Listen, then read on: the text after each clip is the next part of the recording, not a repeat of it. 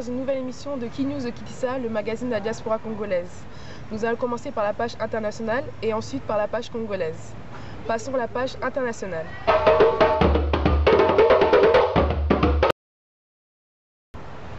Commençons cette actualité internationale avec la Syrie. Le président syrien met en garde les Occidentaux contre toute intervention dans son pays. Un séisme qui ébranlerait le Proche-Orient. Voilà à quoi doivent s'attendre les puissances occidentales, menace le président Bachar el-Assad si elles tentent d'intervenir en Syrie. Le chef d'État syrien lance cette mise en garde dans un entretien publié ce dimanche par le journal britannique The Telegraph. Il existe une ligne de faille en Syrie, explique Bachar el-Assad, et si vous jouez avec, cela embrasera la région entière.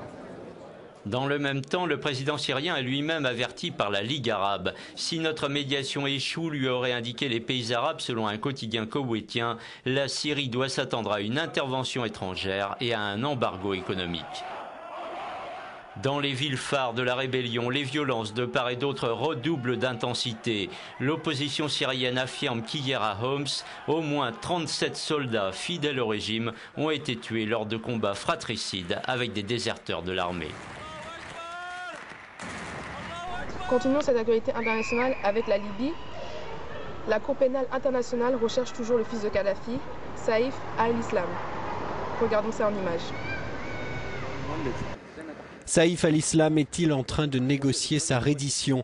C'est ce qui ressort des dernières informations selon lesquelles la Cour pénale internationale serait en contact avec le fils de Mouammar Kadhafi, recherché pour crimes contre l'humanité.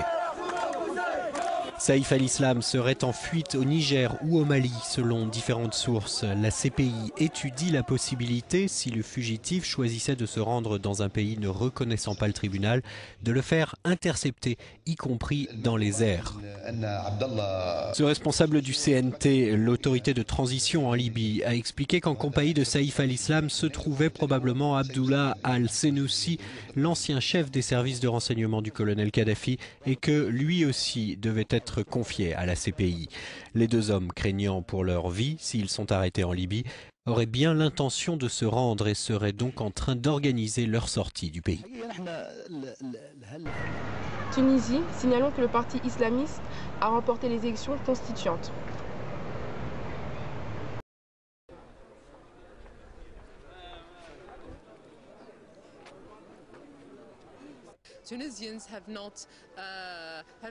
Les Tunisiens ont juste exclu les partis qui étaient les complices des années de corruption, de répression et de dictature. Et ils ont voté avant tout pour les partis réellement de l'opposition au régime, et Ennahda est à l'avant-garde de ces partis.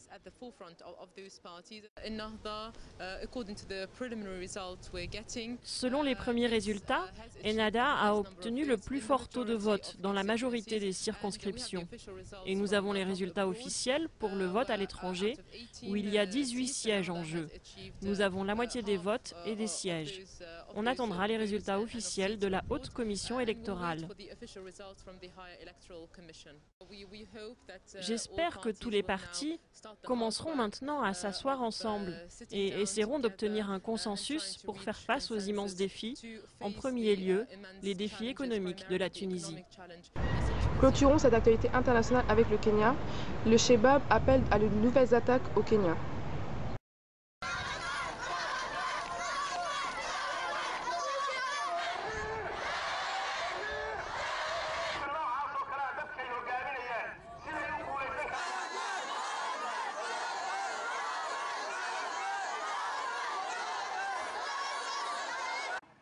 Préparez-vous, nous leur demandons d'arrêter d'envoyer des petites grenades. Ils doivent attaquer férocement, marquer un grand coup contre le Kenya.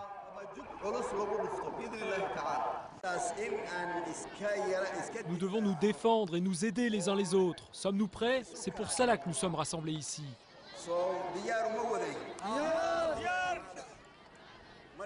L'islam, le pays et sa souveraineté doivent être défendus.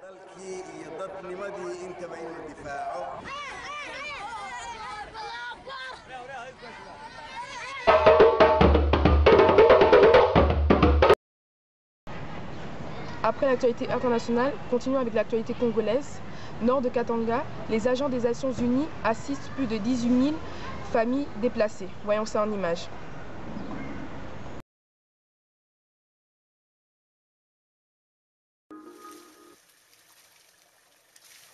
Cette route, l'équipe de MSF basée à Kichanga l'utilise régulièrement pour se rendre dans le camp de Mpati. Dans cette région du Nord Kivu, en République démocratique du Congo, les pistes sont rares, les pannes rendent épiques ce trajet de 40 km.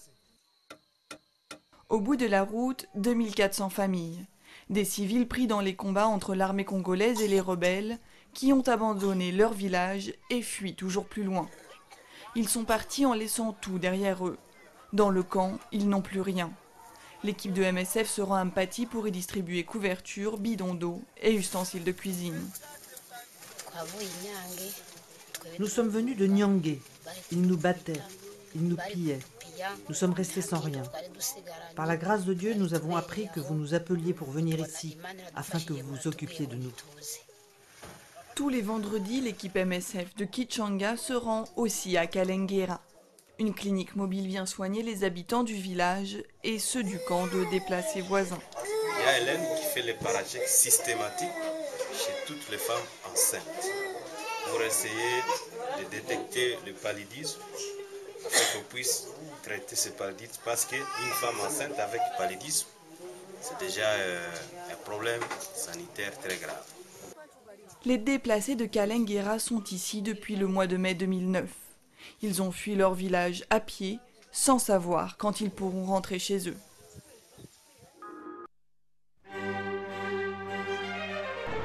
Kinshasa, la campagne présidentielle s'est ouverte dans un climat de violence.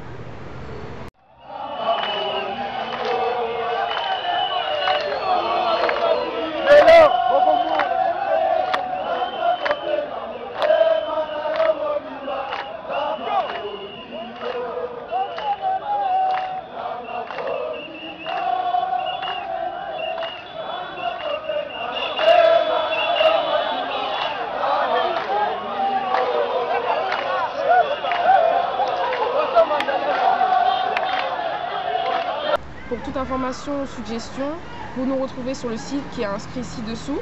Moi, je vous retrouve la semaine prochaine pour un nouveau numéro de Key News. À la semaine prochaine.